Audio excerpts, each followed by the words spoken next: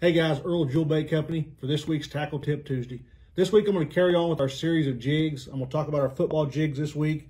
As many of you know, when we originally came out with this football jig, it was kind of a new concept and a new design. I mean, there was other football jigs on the market, but they were mainly designed just to fish on flat points or gravel points, shell beds on the river systems and stuff. And what we did, we wanted to come out with a jig that you could literally fish anywhere, but specifically you could fish it in cover, brush piles, standing trees, stuff like that. That's why it's actually called the heavy cover football jig, was because it was designed to fish in cover.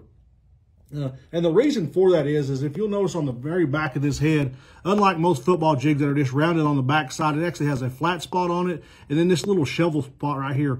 What that does, the shovel does two things. When you're dragging it across the bottom, it actually stirs up silt and dirt and stuff, so it actually looks like a live creature going across the bottom of the lake.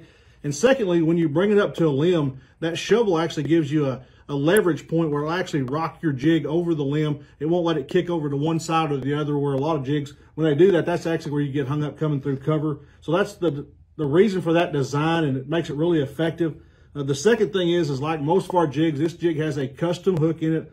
All our football jigs, except for our Peewee jigs, have a custom hook in them. We use a fiber weed guard. Again, a lot of the football jigs at the time had wire weed guards. We went with the fiber guard so you could fish it through cover.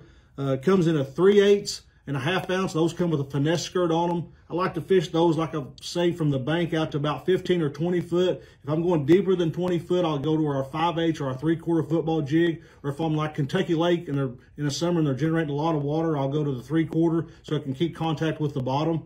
And our Peewee jig, we just came out with a few months ago. It's been super popular. Has the exact same head design, just a lot smaller profile. It comes in a 3/16, a 5/16, and a 7/16 with a sickle style hook and a cable guard.